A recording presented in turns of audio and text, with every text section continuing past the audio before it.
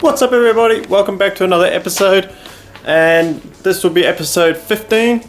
On the last episode we got a heap of the fab work done and the chassis painted. You guys would have seen that, as well as a heap of the suspension bits, nuts and bolts and body mounts all painted. So today I've made a start on the body for the underseal. So it's just underneath here.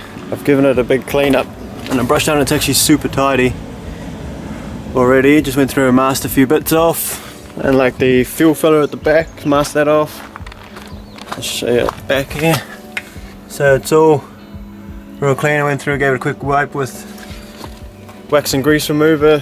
I gave it a wire brush first, well, not a wire brush, but just like a stiff bristle brush. And then also a wipe with a rag. So pretty much just going to set up now. I'm just wondering whether to wait until it's dried out a bit more, because it's only about 9:30 in the morning now and it's still quite damp, but I also don't want to leave it and then it starts to rain, so I might maybe start chucking it on and see how it looks. And this is the stuff I'll be using: black fast drying, over paintable, elastic anti-stone chip. It's supposed to be pretty good. That's what the paint shop recommended, so we'll get set up and throw this on there.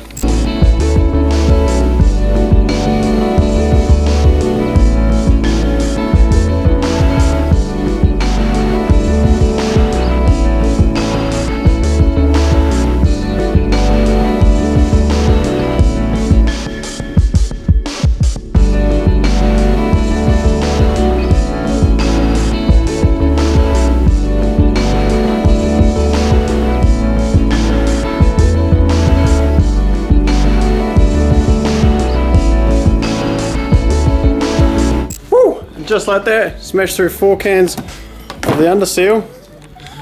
There's a huge surface area under those Suburbans. Man, it's chewing through it, but it looks mad. There's another big thing ticked off the list as well, so getting super excited now. So as you can see, it's all nice and black. Pretty good, should last a while. There's a couple of like heat shields that I unbolted before putting the underseal on. Probably got black stuff all over my face, haven't I? Probably look like an idiot. These heat shields, so I give them a clean up before I bolt them back on. Keep them nice and silver. Just make it look new, shiny. So once that stuff dries, I probably won't have time today. It's starting to cloud over a bit. I just want to scotch back and paint as much of this firewall black as I can, just so when everything goes back in it's shiny. You might even actually do all these inner guards and everything as well. This side's a bit of a pain with all this wiring, but this is what it is. Do as much as I can, make it look as nice as I can as it lasts. So we'll see, just waiting on those other parts now pretty much. So we'll skip forward to when we have some more parts and we can get stuck into some other jobs. Alrighty guys, I'm super pumped. The parts have arrived. The courier came today when I wasn't here, so Trudy had to go and pick it up. It's in the boot of the car. Sweet! Okay, so I got them all into the workshop. I'm assuming that must be the shocks because it's a pretty big box. And for some reason this is actually one of the more exciting parts. Pretty pumped about getting this. I don't know why, it's not really cool. Let's see. Haynes manual for C1500s. Ah, come on!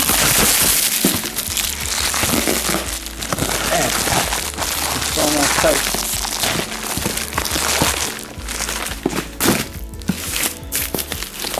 So the C1500s, Suburbans and stuff, Jimmy's. Hey, it's got the same engine crane. Nice one. And then we've got shocks, and I'm assuming that's the ball joints. All new ball joints. And that one, I actually don't know. Can't remember now. Can't really remember what I ordered, to be honest. Even though it was only last week.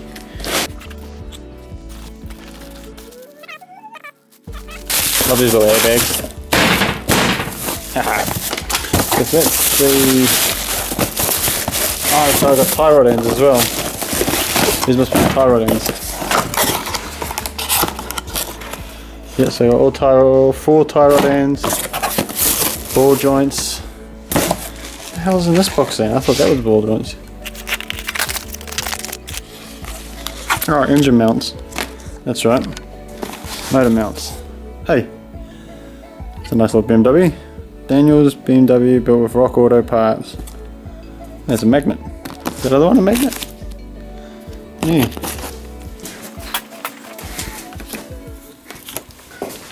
Sweet, so I can actually spend this weekend getting the motor and trans back on the chassis, and also theoretically get all the front suspension on and get it ready to sit back underneath the truck. So that's definitely pretty good. Pumped to have all these parts. Might have to sit down and have a read through this, I think. Keep me busy for a couple of days. Right, so we'll get back to actually working on the truck instead of just looking at parts.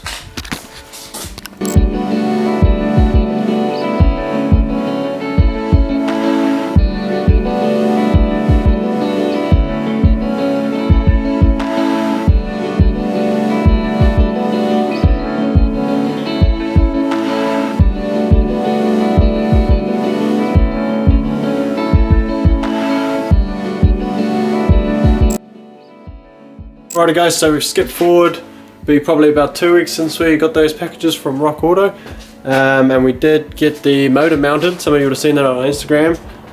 Mate Carl came over, give us a hand, chuck that in, but we're making super good progress. I haven't been filming much just because I've been doing like little bits in after work and whatnot, so it's quite hard to film, but making super good progress. Check this out. Pretty much the whole front end's ready to rock and roll. You will notice I've used the original spindles that I had. I haven't gone and bought my standard height spindles yet. These are drop spindles, and because I want to go back to factory height, I'm going to get rid of them but just use them for now to get it rolling so we can get it underneath the body again. So there's actually not much more left now until we can chuck the chassis back under the body. I just want to chuck the exhaust back on. Just going to use the standard exhaust just for now because we're getting the sets and everything, and I'm not trying to make a loud race car or anything. It's just going to use the factory one back to a muffler, and then just a decent muffler and a 3-inch back. But one thing I do have to do is try and make a contraption up to roll the back end of the limited height. Like there's not much height. It only just fitted out before with a diff on top of the leaves because it's got to fit under that bar that's holding the body up, and because I'm swapping the diff to underneath the leaf springs back to how they are factory, it's going to be too high if I have the diff and the wheels in. So I'm thinking if I put the leaf springs back in, I've got quite a heavy bit of box section there, I can clamp across and have going through one of these little double sets of wheels I've got welded together, and then hopefully that will be just high enough to have the fuel tank just off the ground, have the front wheels on, then it'd be at least mobile to be able to drag it out, line it up, and then just push it back under the body. Sounds real easy, but I doubt it's going to be that easy. To pretty much get it ready to roll today, I was going to try and roll it under today, but it's supposed to rain this afternoon, so it's not looking likely. Oh, and you'll see, I just almost forgot, I just finished whacking another coat of satin black just on the inner guards, the firewall, because it had already been satin black, but they missed heaps of stuff because the motor was still in, like all here under here was still all green. So just to pretty it up a bit more before it goes back in.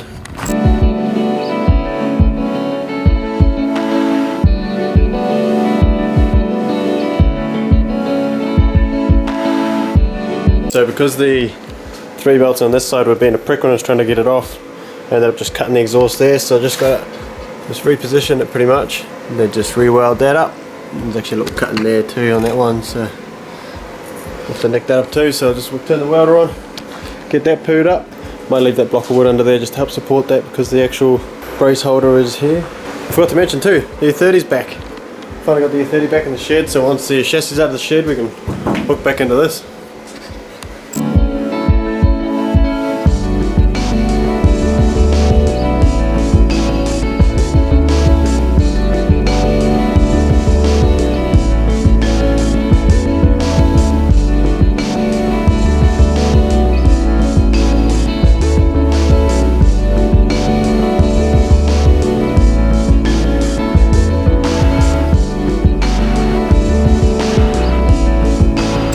Alrighty man, we're smashing through this little list that we need to do before we roll it out. Just got the rear heater lines back onto the chassis and the leaf springs on and the front wheels on. So I might actually have time this afternoon. This rain seems to be holding off.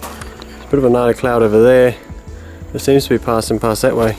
So what I'm going to do now is I'm just going to chuck the front down on the ground and then suss out how I want to do my heights to get the back underneath.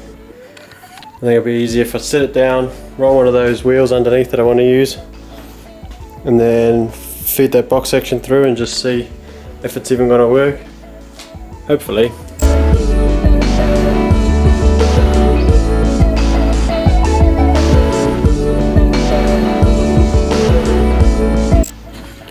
Oh man, it actually looks like it might be working. I just rolled it forward and back a little bit. It seems to actually work, so I've got those little bars tacked across to stop it from moving around. It measures like pretty much exactly the same as that bar. So I think it'll be a squeeze getting it under, but it should just go. Now I just got to try and make the call of whether to try and do it this afternoon. She's pretty dark over those ways. I'm not sure, I'll have a think about it for a minute.